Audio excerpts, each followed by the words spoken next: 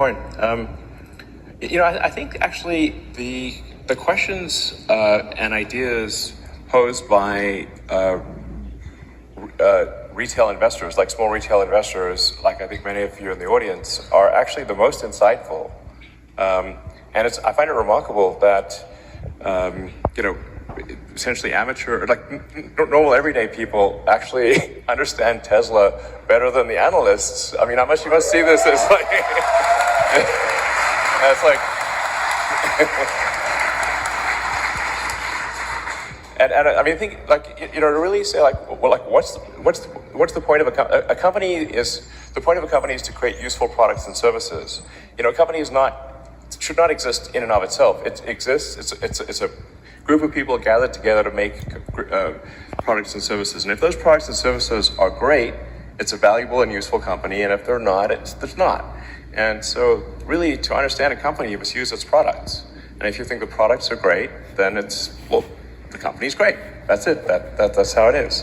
And so I think, ironically, a lot of the people that sort of professional analysts don't drive Teslas.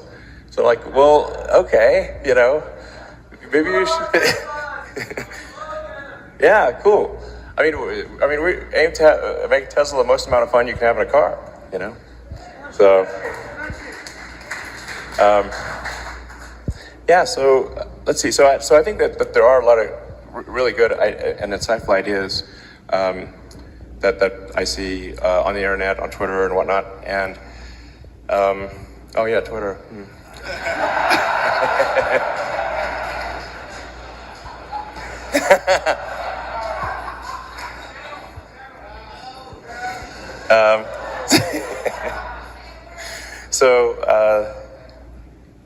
So let's see. I think sometimes people fret a bit too much about short-term things which are clearly just just bumps in the road type of thing, where there might be a supplier shortage or some shutdown in some part of the world. But really, those things are clearly just kind of one-off items and don't really matter for the long term. The sort of the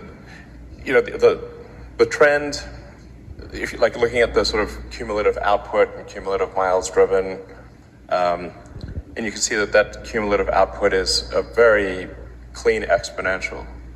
And so I guess sometimes people fret a little bit too much about this quarter or that quarter, but if you're a shareholder, a company is really like the net present value of future cash flows.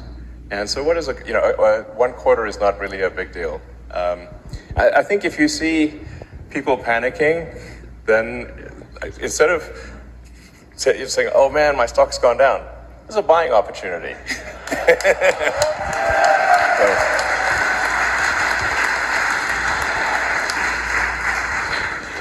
It's Renew Physiotherapy. Great.